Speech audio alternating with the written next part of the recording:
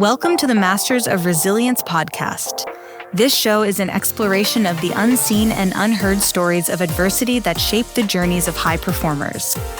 These conversations will help you better understand the mindset, habits, and behaviors that empower these exceptional leaders to endure the most challenging moments of their careers and emerge stronger than ever. Your hosts are Ryan Seager and Mark Phillips. Let's dive in to more. Welcome back to Masters of Resilience, where we explore the mindsets, struggles, and inner battles of those who build, lead, and create with purpose. Today, we're diving into the story of two brothers who didn't just start a business together. They built a movement. Nate and Ben Checketts are the co-founders of Rhone, one of the fastest growing premium men's activewear brands in the country. What started as a vision to create better athletic apparel for men has turned into something so much bigger.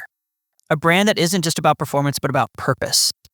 Rhone has become a platform for redefining modern masculinity, championing mental fitness, and encouraging men to lead with intention and with resilience. But behind the brand is a powerful story of brotherhood. Building something as siblings is not easy.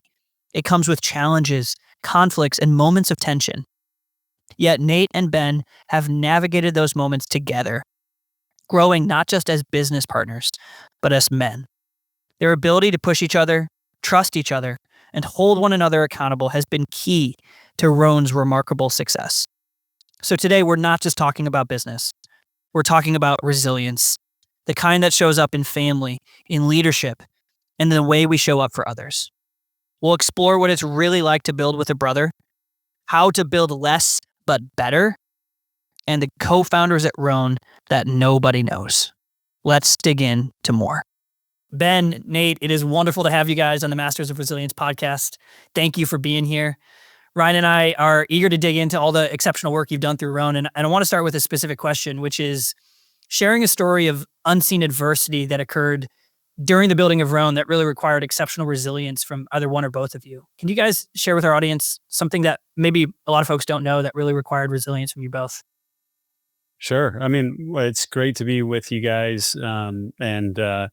That I was saying before we started, Ben and I don't get to do enough podcasts together. So this is such a privilege for us. And we're grateful to be on here with you. And I think, we've been doing this for 10 years now, which is wild to kind of sit back and reflect that much time has passed.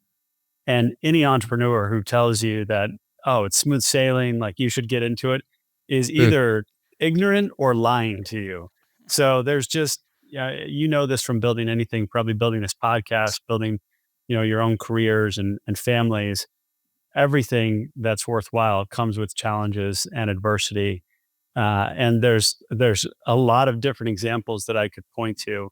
I'll let Ben go first so I can kind of further form my own thoughts and pick one. But yeah, there's been a lot through the years. Yeah, I mean, when I think back, as Nate correctly identified, there's lots of different moments. I think one of the most trying moments for me, and I don't know if Nate would agree, but our dad's a pretty successful guy. And I remember kind of giving him the pitch. And we were so excited. We had convinced ourselves, we had been in this echo chamber of like, this is going to work. It's going to be awesome. And he had a pretty stellar track record of like predicting when things were going to not succeed. And I remember him looking at us and being like, this is the dumbest idea you've ever had. Like, this is not going to work. Come on. Maybe he didn't say it that harshly, but it was, it could have even been something. I mean, you know how your relationship with your dads are. Like, if he expresses the slightest bit of doubt, that's all I heard. Right. And I remember just thinking like, he's right. I remember him saying like, don't you think Nike could just turn their head and crush you guys tomorrow? Or, don't you think? And conversely, turning him into a believer has been one of the most satisfying parts of this. And now there's not a single more Rhone believer than this guy. Love that. So, it's been that. It's been just kind of those small moments. Of course, there's been real moments of like adversity and shoot, we're not going to be able to make payroll. But I just remember that, especially with kind of that initial excitement and momentum, I remember that being so crushing. And I'm sure it wasn't even that bad. I'm sure it wasn't even, this is the dumbest idea you guys have ever had. I'm sure it was just expressing the slightest bit of like apprehension as a father of trying to protect us. And at the time we had, young kids and families, and we were kind of in what could be the upswing of our careers, Nate at the NFL and myself at IMG College. But it's kind of just been those small moments of self-doubt and imposter syndrome, and sometimes vocalized by people that you really believe in, that sometimes just make you want to quit. Make you want to just pull that parachute and pull out. So that was just one moment that I thought of. I don't know if Nate remembers that. I definitely remember it, and we give him grief now for it quite consistently, because do you guys remember the company? They're still around, Starter, but in the 90s, wearing a Starter's jacket was like, that was the cool thing. If you had a Starter's jacket, now it's cool again, by the way. I was going to say, that's come back around, I think. Yeah. And he had been asked to join the board of Starter, and he didn't end up doing it. I can't remember why. There was some conflict or something or other, but that was like, he got exposed to the apparel industry, and working in the world of sports as he had been exposed to Nike and Adidas and Reebok, and so specifically it was like, this is the hardest industry. Like, you could pick so many other places to start a business. Why on earth would you choose apparel and active apparel? Like, the margins are hard, the calendar's hard. It's like, I don't know if he ever said this is your worst idea ever, because we've had some bad ideas through the years, but that's definitely how it felt. Like that was the interpretation of what he was saying. And Ben's right. He's completely 180'd, and he is like, now it's almost embarrassing wherever we are. He's like, do you know about Rhone? I mean, he's selling I love flight attendants and he wouldn't be waiters if he didn't dig into that. Yeah. The other thing that comes to my mind is, early on, the trials and the challenges were much more, almost physical, temporal, in the sense that like, are we going to have enough money to survive? Are we going to have, are we going to be able to, pay our people? Are we going to be able to pay our suppliers? And over time, as the company's grown and stabilized and achieved some level of success, and we've hired a lot more people, the challenges have shifted into much more mental, emotional, and there's a weight that starts to be carried. And we now have almost 250 people who work at the company, which is wild to say. But I remind myself often of, these are 250 families that rely on this company for their livelihood, for their jobs. And so anytime we run into a challenge or an obstacle, I think it's impossible, until you sat in the shoes that, Ben and I sit in, that just explaining to someone the weight of that is really, it's just really difficult to explain. And so when things go well, you're like, great, we can, take care of people. And when things are hard, it just sits on you in a way that's hard to explain. And so I think learning how to navigate that arc of, you're running, you're trying to survive, to now you're surviving, but Right. are you surviving enough? Are you thriving enough? And so I think those are the things that kind of remind me of all the different resilient lessons we learned through the years.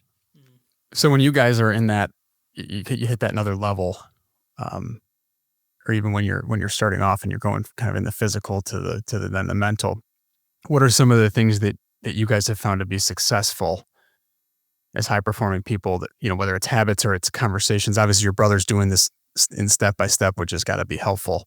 But what are some of the tangibles that you guys have found to be helpful in that journey? I'll take it first. Exercise has been really important. Like, not only from a just kind of throwing heavy stuff around, because it's easy to, for me, it's easier to get into that state where I'm able to process things if I'm busy with my hands or, with my body in general. I've recently kind of fallen in love with breath work. I make sure to do it every single day. I think it's like tantamount to staying hydrated or getting a proper amount of sleep. Like, it is the most important. And I remember when we were starting out, sleep was going to be my third pillar. And, young kids and the startup mentality. And I remember just people like hearing people be like, I sleep 3 hours a night and like, that's what you need to do. And you need to grind. And I just remember always being like, that's so dumb. Like, I don't understand that at all. And to me, you're an inefficient person if that's the way you're living your day. Plus, I don't think anybody functions at 100% with less than, 6 hours of sleep. And so as much as I can, I get as much sleep as I can. And I take, I take the appropriate time throughout the day for like a yoga nidra 15, 20-minute thing. I'll even build it into my calendar so that people, know to leave me alone and give me that time if I can. And there's certainly days where it's not possible, but there's other days where you have control over the schedule and, maybe you can alter a couple of things to get that time. So I just find that going back to the basics, I mean, if you think about it, sleeping, breathing, eating the proper amount of food and the right kinds of food, exercising, moving, getting some sunlight, like I just always go back to the basics, and I feel like they ground me in where I need to be. Yeah, I would just add to that. I think being intentional with structure is so often overlooked, right? Designing habits I think people misunderstand that designing habits is this hack that will kind of get you everything. And in reality, what it is you're setting the foundation for when life gets out of control. So you know what you can consistently rely on. And I used to like get so frustrated with myself if I would say, all right, for the next, and Ben knows this about me. I'll go from like 0 to 60 on something overnight. I'll be like, you know what? I'm going to go into CrossFit. And then like the next day I'm like, I'm entering a CrossFit competition, and so what I've learned to do is to level some of those extremes out and set foundational behavior so that if I travel or if something serious happens at home or in work and I get off course, I know where the course is to go back to because I've written it out, I've laid it out. And so it's not that you say, I'm going to have 30 days of straight exercise I'm never going to miss. It's that you say, this is what a perfect week looks like for me. This is what an ideal week looks like for me. And I love the idea, because we grew up around a lot of NBA playoff games, I love the idea of looking at 7 days as a playoff series. And in order to win a playoff series, you only have to win 4 of them. So if you have an off day, you kind of get back to this point. You're like, I get to win tomorrow and I just need to win 4 out of 7. That means I can lose 3 games. And so I just like that idea of structure. I think the other thing that's worth pointing to is Ben and I are both enormously blessed by having very grounding forces in our lives and having great parents. And we both married way above our heads. Congrats. Ben's got 4 kids. I've got 3 kids, and our wives are just super special, and we've got great relationships. I've been married for 20 years now. Ben, you're coming up on what, 15? Coming up on 15. Yeah. 15 in May. Yeah. So I think having good partners, like, and I would not point that to any, like Ben and I being smart. We really lucked out. And I think we had great examples in our own parents, but it can't be overstated how helpful and how important it is to have great grounding forces in your life by having great family members and great support, because it's easy to lose your way. It's easy to get knocked off course. And that's why structure and anchors can play such a pivotal role in getting back on course more quickly than you would otherwise. Yeah, for sure.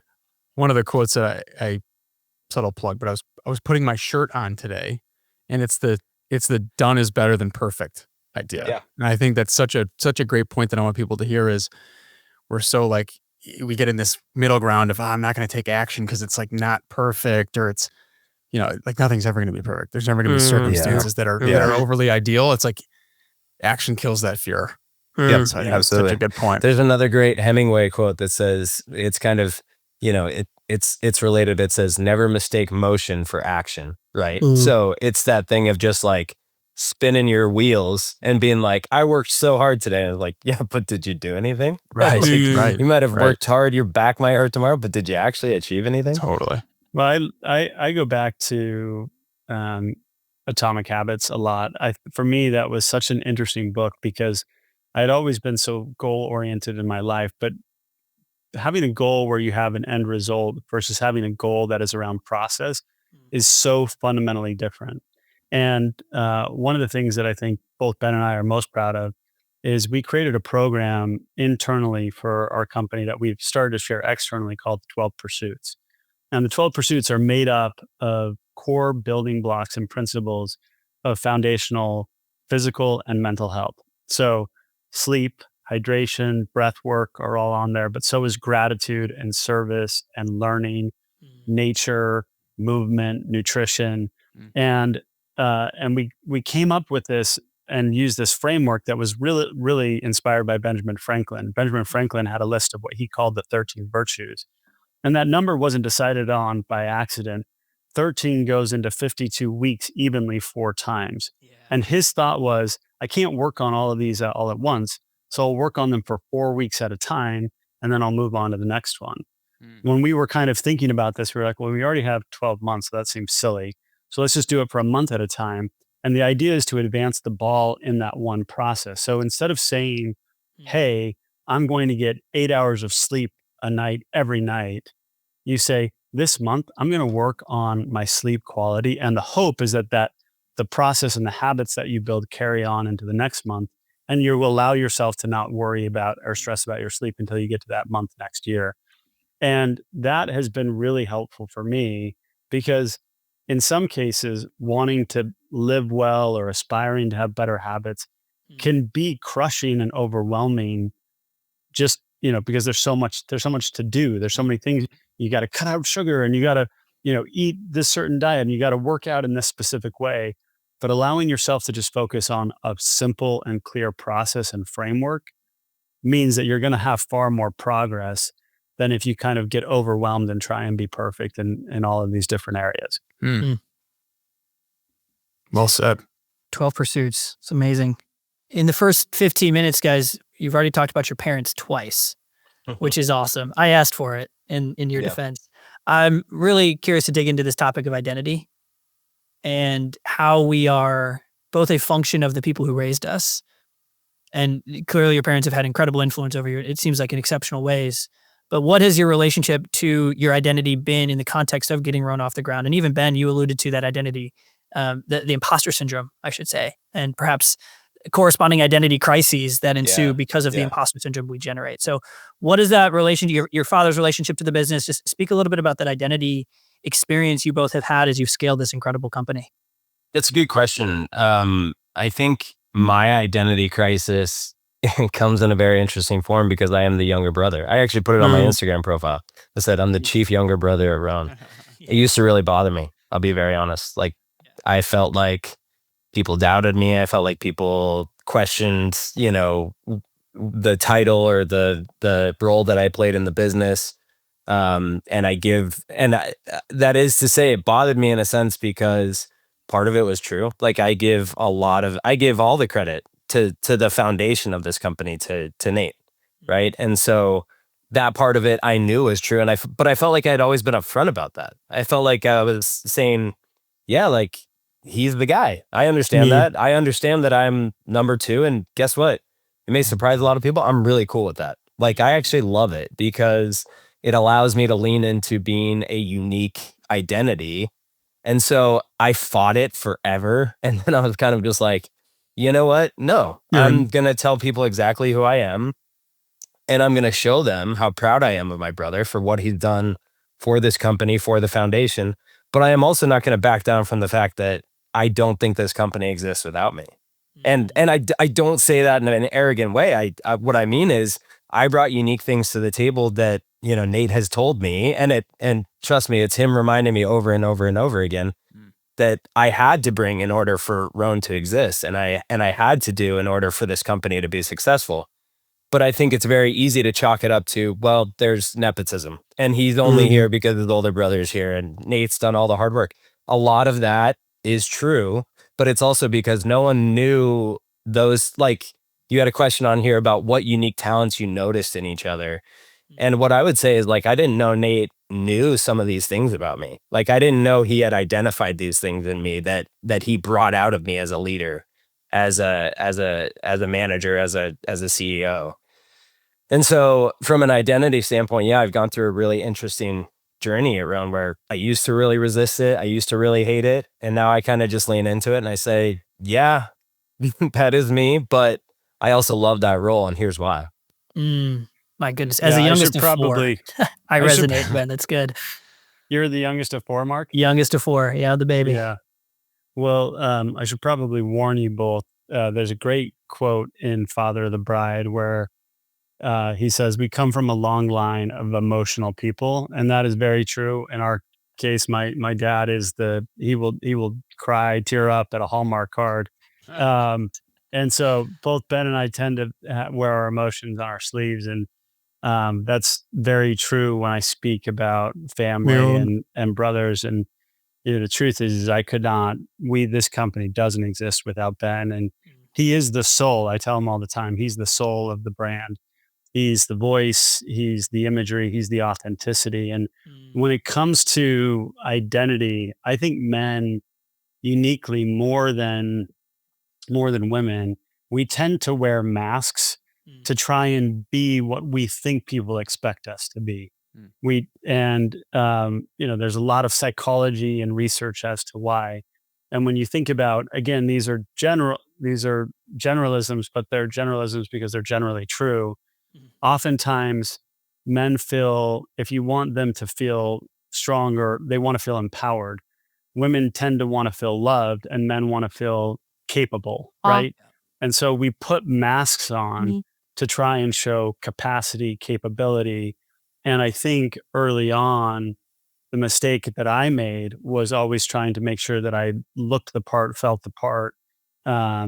And the reality is I was very much a leader in development, in process. And I wanted myself to be at the end of the journey, but I was mid-process. So, the clay was still forming and is still forming, and I'm still learning lots of these lessons over and over again. Well, and in fairness, we were a young company, so we were all looking to him for the answers, right? We were like, well, you got to have the answers because none of us do. Right. Yeah. And I think instead of like embracing the fact that it's like, I don't know, and that's okay. I'd be like, I have to fake it, like fake it till you make it and figure it out. And, you're speaking to investors like, oh yeah, we've got this, we know exactly what to do. And the reality is I tell people every day I'm running the largest company I've ever run as a CEO. and that's true every day. I mean, thankfully we're growing and we're growing every day and we've grown every single year, but that's really intimidating. And the problems of today are different than the problems of last year and the year before that. And so from an identity standpoint, I think what Ben and I have settled into, particularly over the last 4 years, 3 to 4 years, is just like not caring for a second what the expectations and weight are outside of our own, and just being authentically true to who we are, and stop trying to like compare ourselves to anybody else's journey. And just because if Rhone ends up being just another like clothing brand, then I think we feel like we would fail. Our hearts and mind and energy are written all over this brand.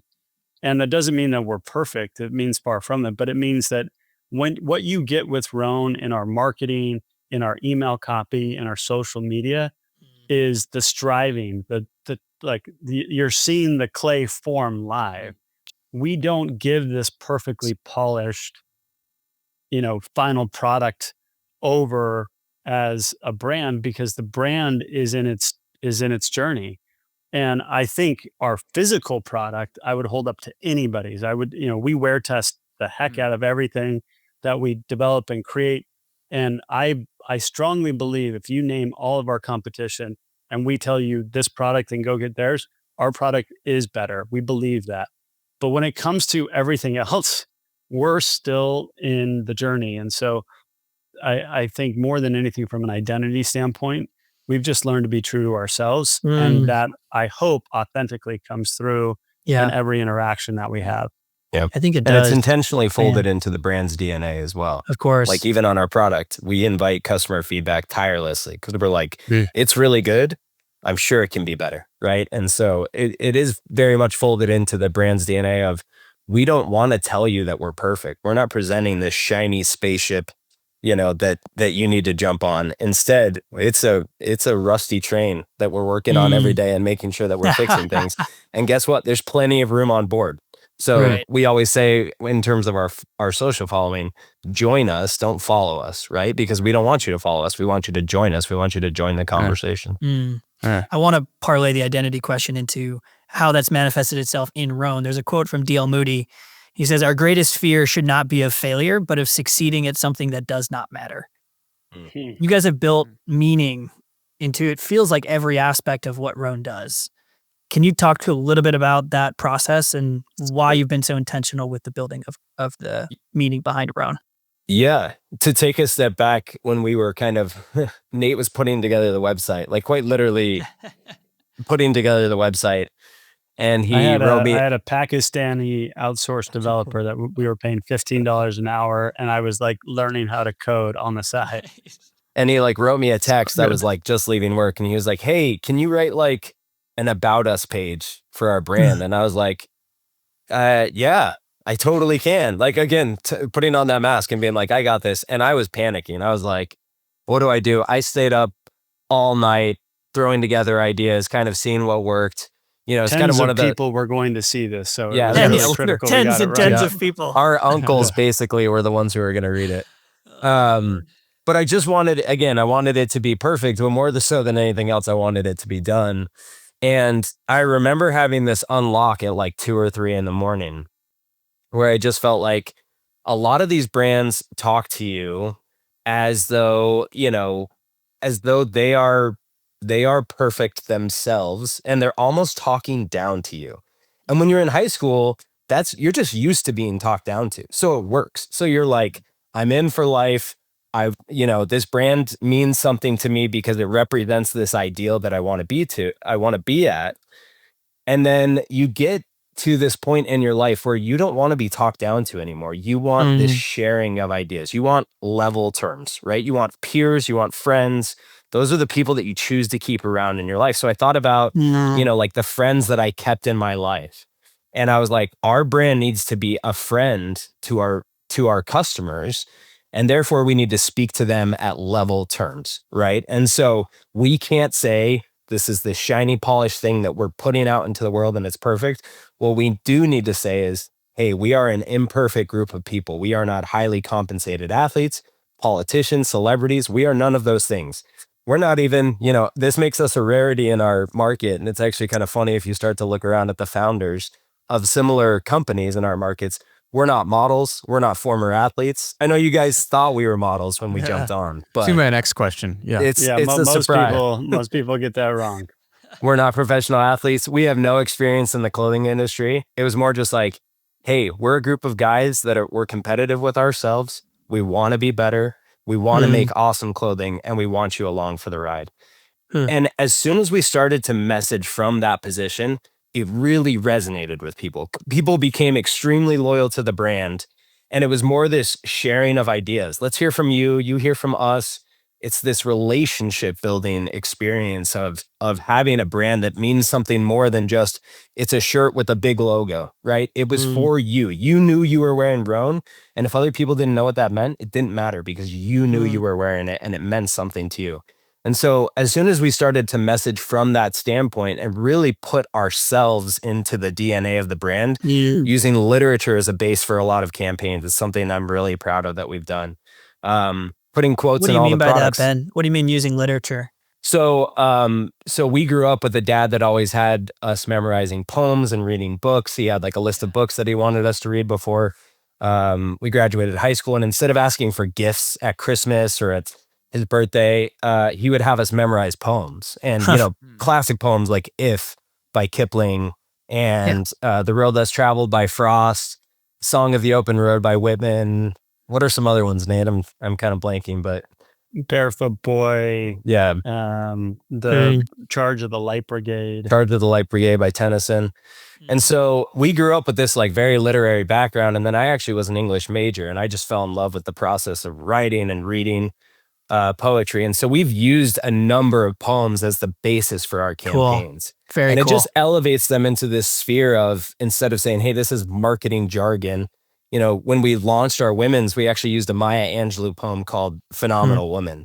And we did a Christmas message in 2018 that was called, Promises to Keep. And it used stopping by woods in a snowy evening as kind of the foundation for it. It was about a father who went out on a run with a promise that he would come back to read his son a bedtime story. And it's like one of my favorite campaigns we've ever done.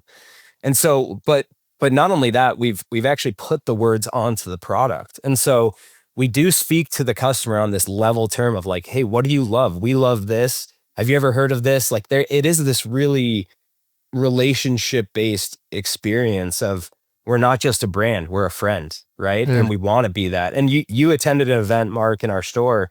We just come at it from that position. And I think once you do, not only is it more fulfilling, but it really starts to mean something to people because they attach meaning to it. It matters to you because it matters to them.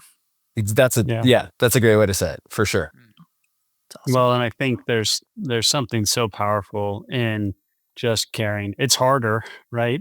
I think it would be a lot easier if we didn't care and maybe we're somewhat emotionally detached from it. But we really do believe in our message and our mission, which is inspiring people to lead better lives, you know, both in their physical and their mental health.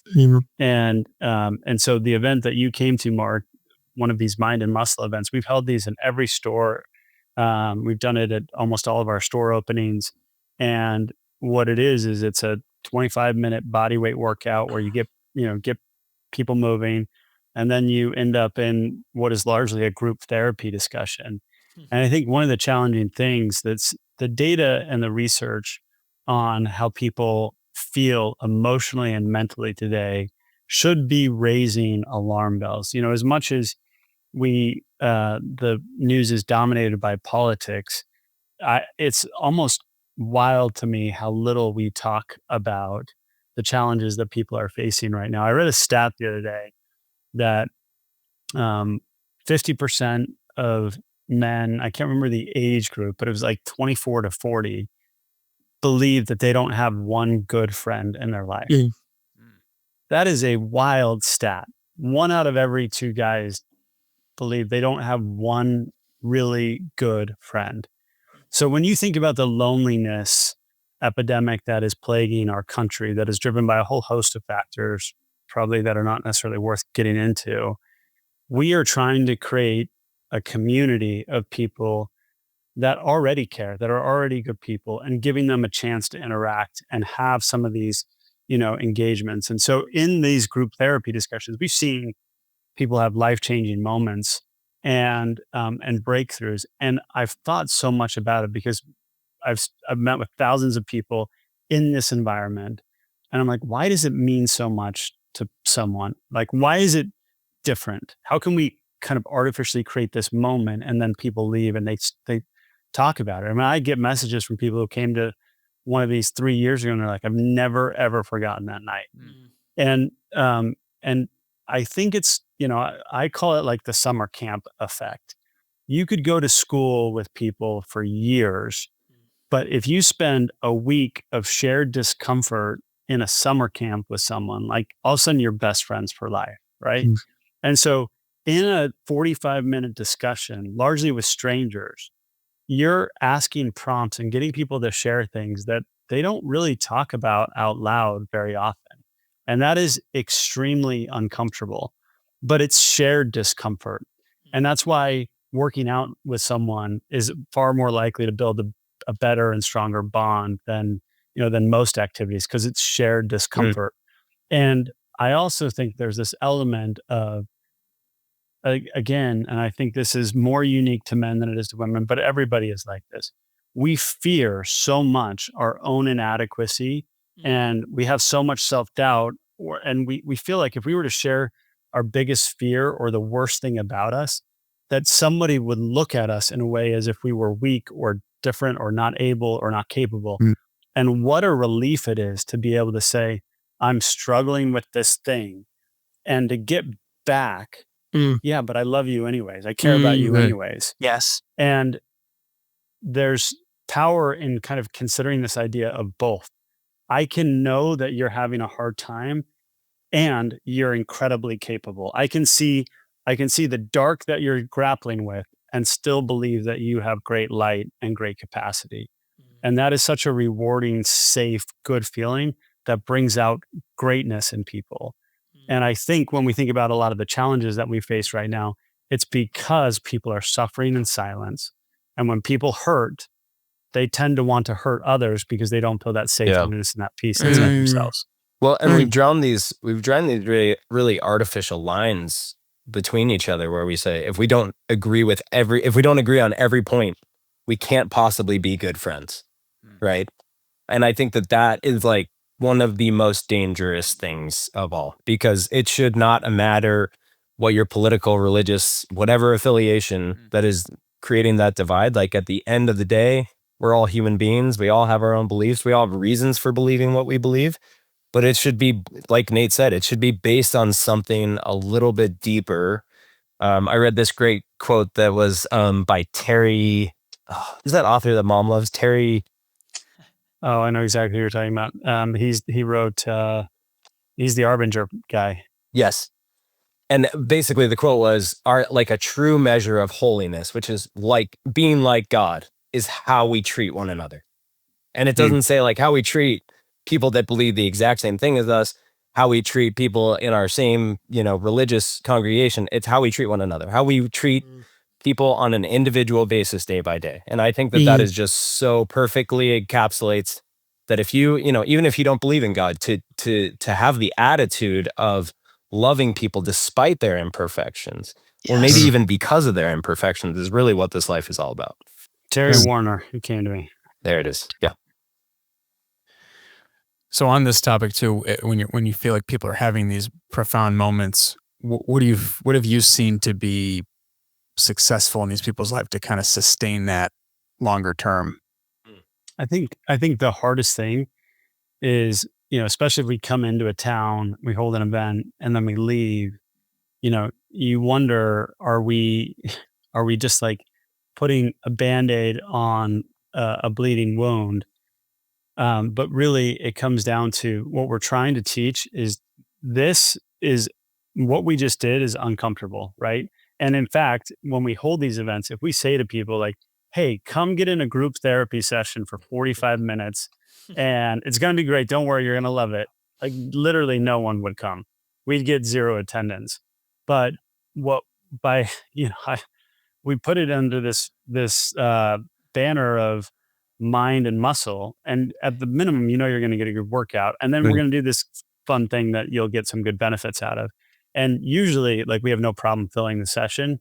And, but the hope is that people take this away. And we know men's groups that have started out of these, and communities that have been created, but it only works if you kind of continue to invest the time, energy, and effort into spending. And that doesn't mean that you need to be going and having like therapy sessions with your friends all the time, but you should be having regular touch bases with friends where you're checking in on each other and you're really talking about it.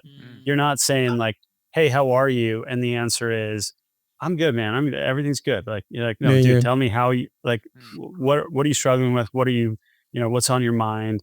And then being willing, and oftentimes first, like being willing to be like, this is what I'm struggling with right now. Right. Because that will lead to a level of openness. And trust me, like, this is not easy for me, but like one of the things that I've started to do is I put a sauna in our backyard, holds like 6 to 8 people. Got to shout out Sisu Saunas. Those guys are the best. Nice. And Pete, the founder, there's like a prince of a human. He's a legend. This sauna is like, this is my home therapy session. And I invite, I love it. I invite either one friend or 2 to 3 friends over. And the great thing is you can't be on your phone. Right. So you're just, and it's barrel sauna. So you're sitting across from each other and you're already physically uncomfortable because I really crank the heat up in there. And then it's like amazing again what comes out of it. And I always leave thinking to myself, gosh, I should be doing this like once a week. It's probably more like once a month right now, but every time I force myself to be like, I'm going to check in on someone, I end up also feeling better.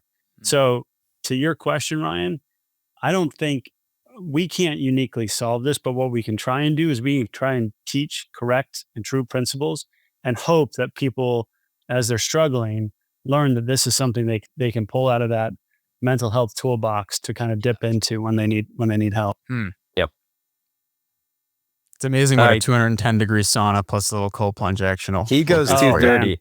He goes 230. 230. Yeah. Oh no. It's that's max, but it's pretty. I don't always go to 230 because I've learned that you can't get as much conversation with You someone need who's like only going to 15 be in there minutes for to 8 get the good minutes. stuff, Yeah. right? Yeah, It's 8's funny, not yeah. enough. That's my wife and I's normal evening routine because we have the setup in the basement. And it's like when it hits 230 or 215 plus, you're like, I love you, but I can't talk to you right now. I need it. You're in the pain cave. Yeah, I'm like, I'll talk to you in Oh. 15 minutes. Nate, you'll be proud of Ryan. He's dragged me down to his basement more than once or twice. So that sounded weird, but it was to go into the sauna, and we had a great time. Yeah, Nate It's a locks good his thing. from the inside with like a combination lock. Yeah, that's right. No. That's And so see, good. For see your how, own good. how long you last. Yeah. Man, I've even as we just kind of prepared for the conversation, guys, I've really appreciated and respected your pursuit of balance as well. Just in your lives, your fathers, your husbands, your brothers, your sons, all the things. And I want to get to that, but before I do, in the context of Rhone, how do you think about this pursuit of more? And maybe to set it really simplistically, what's enough as you think about the growth of Rhone? Yeah, that's a really good question. I think when we think about it, it's, again, there's another great book called Essentialism by Greg McKeown, and it talks about not necessarily doing more, right? Less, but better, right? So as it pertains to Rhone, that's actually, you're kind of catching us, as Nate said, in the middle of the sculpting process, like the creating process, but that is what, it's actually one of our big themes for this year. How do we do less but better, because we're finding that exact same thing. I mean, if you look at our website right now, to me, we have too many products. Like and that's maybe opening the skeletons in the closet a little bit too much. But the problem is, at this point, designers want to design, people want to make product. I love making product. Like, I love interesting ideas. We made a cold plunge short last year because I'm a psychopath and I insisted that we do it. And it's a great product for what it's worth, but like, there's not a market for that, surprisingly. Everyone told me there wasn't, but I was convinced that I knew better. I'd use it. We'll send it to you, Ryan. We got it. we got it in stock. Oh, that's good. But again, as it pertains to Rhone, what Nate and I have always said is, if this tears us apart, not worth it, right? Huge failure. And that is something we've kind of made a commitment to each other that it will just never happen. And if we do the exact same thing as everybody else in our industry, that's also a huge failure. So we are trying to hone in on what makes Rhone unique. And instead of doing more, we're trying to do less but better. And we're also trying to live the lives that we've always imagined. Having time for our children, having time for our wives, making time for our friends and for ourselves, and putting our health first in all of this allows us to be, it's not at the sacrifice of any business decisions. It makes business better. That's what I will advocate that for the rest of my life. People saying, I don't have time for a family because I have a career. I would say, you don't have time not to have a family, because if your career gets in the way at the end of your life, it's going to be the biggest regret you have. Absolutely 100%. The biggest regret you have. It is, and again, putting religion aside and beliefs aside, being a father is the reason I exist. It is the reason I'm on earth, and I could not be convinced otherwise. Yeah, I think, Mark, you asked the question, and it's the right one, which is, how do you balance these competing priorities? And I think the answer is getting really clear on, like, priorities plural is a really challenging word, because in reality, there has to be an order, and one has to be prioritized above the others. And we were raised with this mantra of no success can compensate for failure in the home. That was Yeah. like, I mean, how many times did we hear that? Yeah, And beat into us. I think it was even in like a frame at some point in our home. It's probably worth a frame. like crocheted into a frame.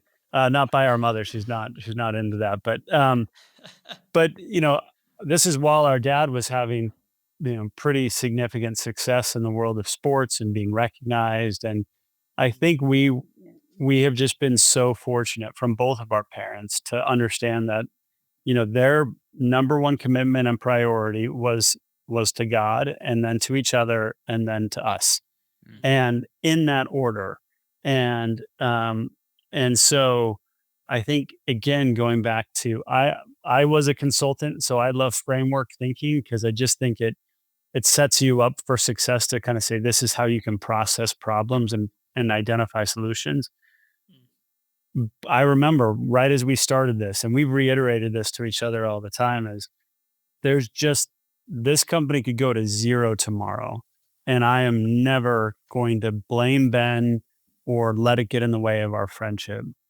We have a good family friend, and he and his brother got into a verbal disagreement over something work related, and they didn't talk to each other for 7 years. For 7 years. And when we started this company, and I won't give names, but there's another company that was started by two brothers not far from us. And we were told that those two brothers don't talk to each other, that they hate each other, that even they go in vacation at the same spot and their families don't interact. Come on. And I was like, Oof, man, it's heavy. Rhone could be a multiple billion-dollar company, and I would forever regret any outcome like that. And so I think balance is a tricky word. I think it almost emphasizes this idea of equal weighting, which is not how it should be. And they say good artists copy, great artists steal. So I'm stealing this from someone, I don't know who, but I much prefer the word harmony. And it's this idea that you are going to prioritize the most important things in your life, and everything else will flow around those things. And Rhone isn't in my top 3. It's just not. And it's not in Ben's top 3, and it shouldn't be. And that might mean that instead of growing, 65%, we're going to grow 60%. Maybe it does impact business performance. But in the end of life, if I meet entrepreneurs all the time, they're like, yeah, I've been married 3 times. I'm like, gosh, that can't be the outcome. That's not the outcome. There's just got to be a better, smarter way. And I will not sacrifice my relationship with my wife or my children or my brother or my parents in order to build this company, because it's not higher on the priority list to me than those other things. So good. So well said. Nate, you chose the word when referencing your relationship with Ben of friendship. And I find that really unique. And I don't think that was an accident. Brotherhood's one thing. There's no choice there. You guys didn't have a choice with brothers or not. Friendship is a choice. Yep. Absolutely. And it takes a concerted effort. I think anybody that has friends knows that. And, I think people are shocked when we are open about it, but we disagree all the time. Like, we have very different viewpoints. We come at things from very different approaches. But at the end of the day, there is that underlying trust, and there is that underlying commitment to each other that, that we will love each other forever. And, growing up, it was always that was another thing that was kind of drilled into us, was loyalty. But I don't even know that it had to be taught. It was kind of just innate. It was just natural. There's a brother actually in between us age-wise, and the 3 of us shared a bedroom for the better part of Nate's entire life, right? As soon as he left for high school, it kind of fell apart, because this brother's a real slob. Or he was. He's not a slob anymore. He's not anymore. I couldn't take it. I had to move out into a different room. I just yeah, you can see Ben's perfectly ordered shelves. Yeah, there we go. That'll tell you what you need to know. But that being said, it was very natural for even him in high school to include us in his stuff, invite us out, invite his friends back to the house. We knew his friends. His friends were like brothers to me too.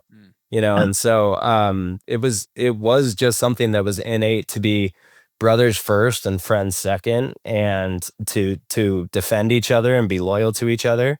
I remember someone kind of stepped to Nate when he was in high school, and I think I was like 12, And I stepped right in front of Nate and was like, I'll take a punch for you. Like, got in this guy's face, and he kind of like shoved me to the side and was like, no, like, let me handle this. So, I mean, that was just kind of the way we grew up. Yeah, almost every fight that I've ever been in my life, physical altercation, has started with somebody messing with a sibling first. Yeah. And so, yeah, I mean, I think brotherhood and fraternity is stronger than friendship, because there's just this added layer and element there. But what's great about it is I don't just love Ben, I like being with them. I like hanging out with them. You know, it's a huge blessing in life to say I was born with 3 best friends in my brothers. And and not to discredit my sisters, I love my sisters, and I'm very close with them too. But it's just, it's kind of, it's an embarrassment of riches. We just are really, really lucky to have that. I have 2 brothers, so I can empathize. It's like when my text to them recently was like, when are we resurrecting that ski trip again? I just think it's so like, again, it's such a privilege to be with people that you're like, not only, you couldn't, some of us, like, we couldn't be more different, but at the same time, Totally. it's such a That is, by blessing. the way, very true, with the 3 of us. I mean, we do have a lot of similarities, but there's a lot of differences. But that adage that you come into your parents, mid their life or at some point in their life, and you'll lose them at some point. Your kids come into your life later, but your siblings are there for the entire journey. If all goes according to plan. And that makes them just incredibly special people. And my kids roll their eyes when I start talking about this, because I'm like, just remember, I have 3 boys, and I'm like, just remember, you have each other's back come hell or high water. I don't want to hear about it. There's nobody more important to you than your sibling. So good. And it's because that's, again, part of how we were raised. And I'm just fortunate that I really love all of my siblings. And, we're just lucky to be part of a family like that. That's awesome. As fathers, how do you guys think about the relationship between, these are strong words, so forgive me, but the relationship between pain and suffering, and how to bring your children into those experiences? Oh gosh, that's the hardest thing. I mean, I really do think that is the hardest thing about parenthood, is just watching them suffer, whether it's physical or emotional or mental. But you're also, aware of what, that suffering is part of the deal, that is how you learn, and that is how you grow. And, it really is fundamental. And so teaching your kids, giving, them the confidence to do, the Jordan Peterson quote is like, allow them to do dangerous things safely. Right?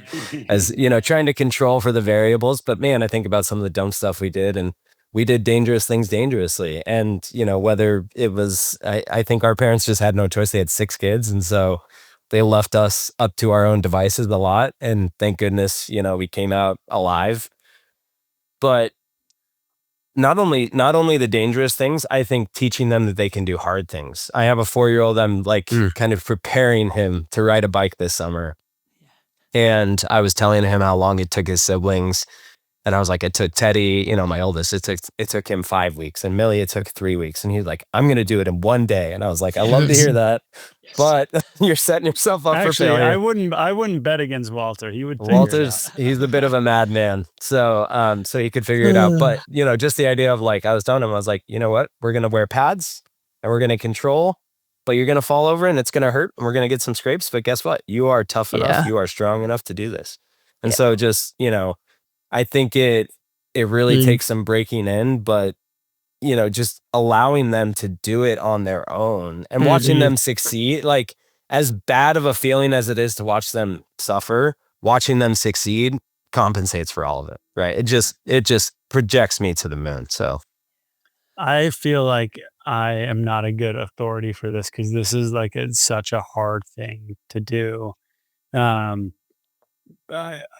Watching these boys grow, you hear about helicopter parenting and snow parenting before you have kids, and you're like, you're just screwing up your kids. Right. Like Sure. you need to let them suffer. And then you have kids and you watch somebody bully them and you're like, I will kill you. Like, how could you possibly, it is so hard. It's really, really difficult as a parent. And I think we overemphasize the importance of getting everything right. And the truth is that we're going to get so many things wrong as parents. And the best thing to do is to have a system to check in and, and to ask yourself hard questions and to have an accountability partner in your spouse who's going to be like, hey, you were a little tough on the kids today, or, maybe let's let them, try and figure this out on their own. And I think that intention of just showing up and caring and giving, in the grand scheme of things, kids need to know that you care about them. There's been a lot of research about this, that you can't spoil your kids by loving them or caring about them too much. The way you spoil and care and create problems for them is if you don't let them face the challenges and have that grit experience. So my oldest has has gotten into track, and it's been so fun watching him, have some good experiences in this, because there's been so many conversations that we've had through the years where it's like, suffering's not bad. Suffering is good. And you only grow when you're in tough times. And now I see him saying these things to himself, and he does the hardest distances in track, which is like 800, 1600, 3200 meters. And he's having some level of success in ways that I never did in those kinds of formats. And and his coach told me, he's like, the reason why he's so good, yes, he's naturally fast. He enters a pain cave like nobody I've ever seen before. And I think, I give his mom a lot of credit for that. And I just think he's like, but it's been a lot of like, hey, I probably clear too much for him here. Let's let him go out and suffer. He's shoveling the snow right now. I know we could have somebody snowplow this, but like, we're not raking leaves, we're building character. Like, those kinds of things over and over again, they add up as small micro wins into building character over the long term, I think. Well, what a good attribute to have your kid, have a coach say to your kid. It's like, as a parent, it's the best thing it's say. like that's what I would want my kid. Again, it's like, sure, you scored 3 goals, or that's cool. Yeah.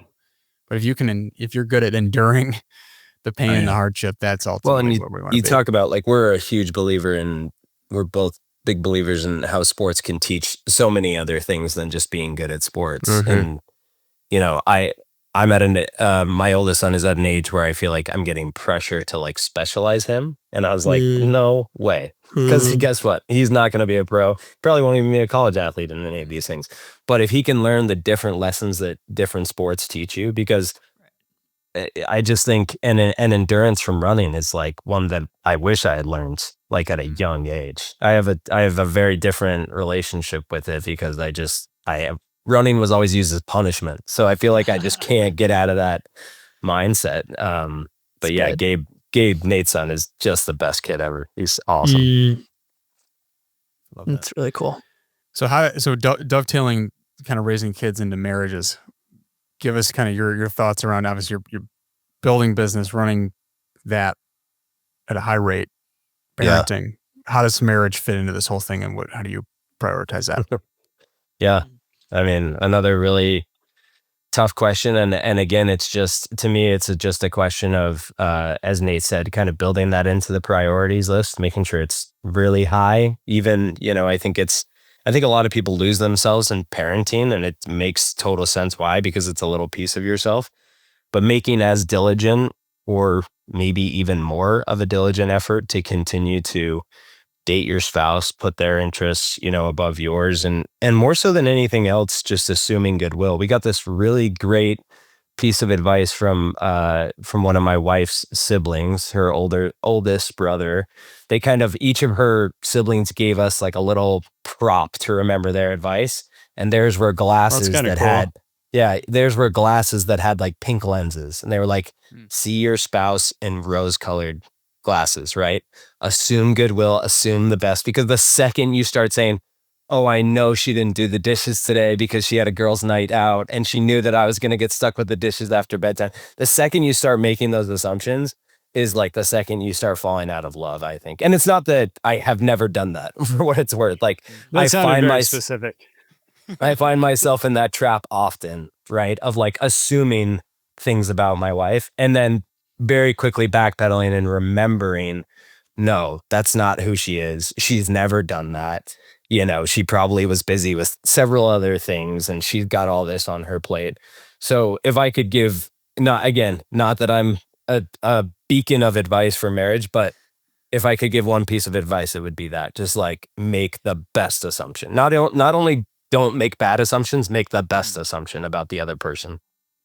Yeah, I think we're, again, just super fortunate that we married really great people that were just, they should be the ones answering this question. That's absolutely true. Probably true. But I wrote a post on LinkedIn when we launched our women's line about the co-founder that nobody knows. And it was about my wife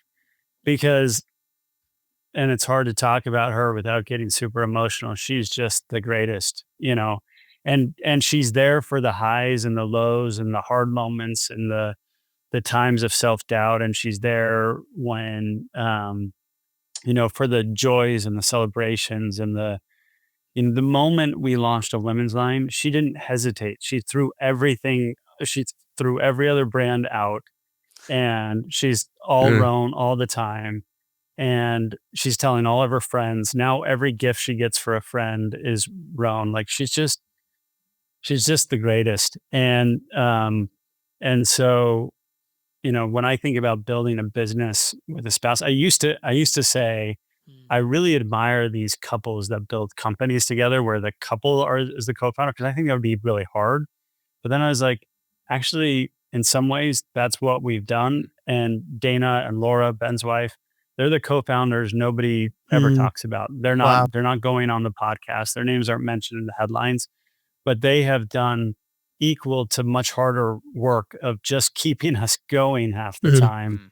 And so they deserve every bit of credit, if not more, and recognition. It's really beautiful, Nate. It's so well said.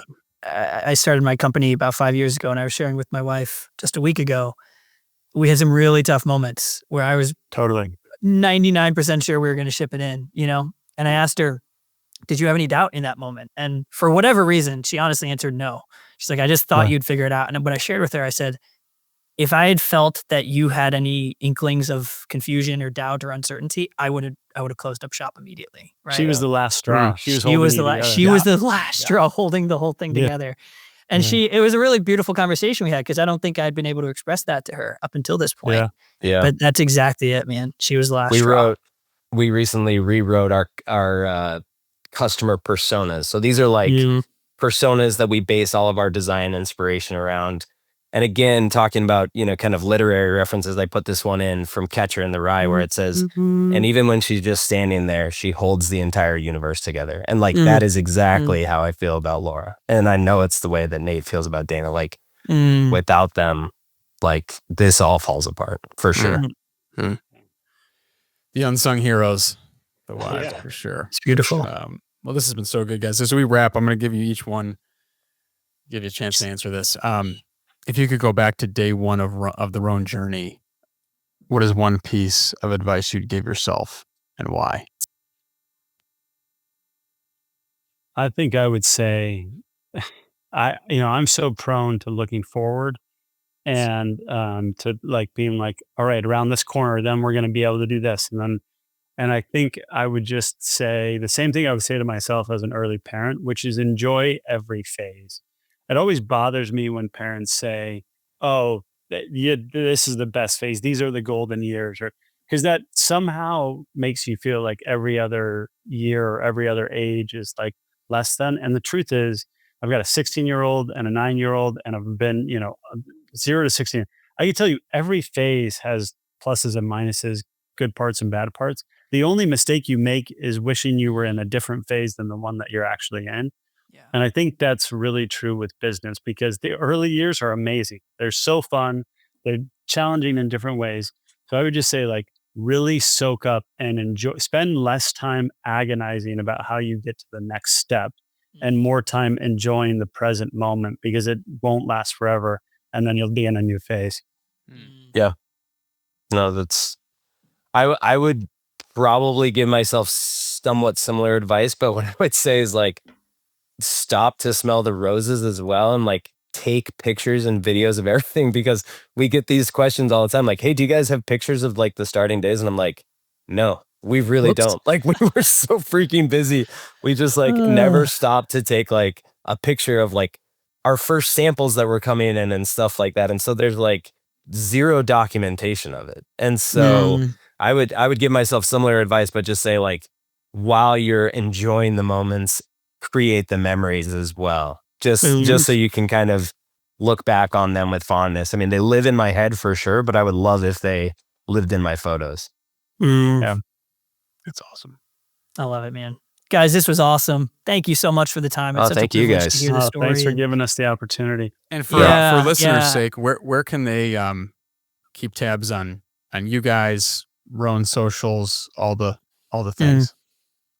Yeah, I would say I'm most active on Instagram. I'm really bad at LinkedIn. I for whatever reason, it's not that I dislike it. I just don't share there. But yeah, Instagram is probably the best way to keep track of me and of Rhone. I would follow, like, comment.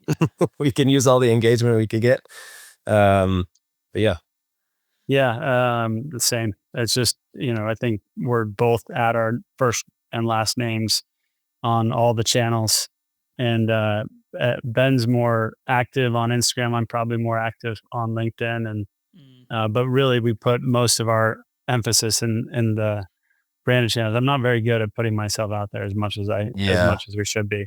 It's like a constant challenge. We love celebrating our team. There's like a lot of conversation around founder-led content, and we've kind of changed that internally to say, hey, this should be team-led content. Like, we're not we are certainly not the ones that matter. You guys are doing a lot of the X's and O's. And so, yeah. It's really good. And I just want to encourage you guys. I resonate so deeply with your perspective on business that, all the success in the world, what's it worth, right?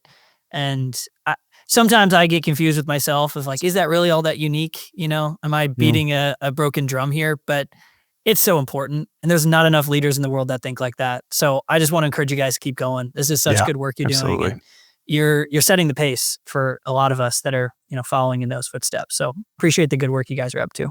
It's very kind of you. Thank you. That means a lot. Yeah. It's so great spending time with you guys. Yeah, good to see you again, Mark. Appreciate you guys and love what you're about. Thanks, guys. Awesome. Thanks for engaging with this episode of the Masters of Resilience podcast. If you haven't already, be sure to subscribe, leave a review, and share this episode with a friend or colleague. Stay up to date on all the latest episodes and get exclusive resources at mastersofresilience.com. We'll see you next time.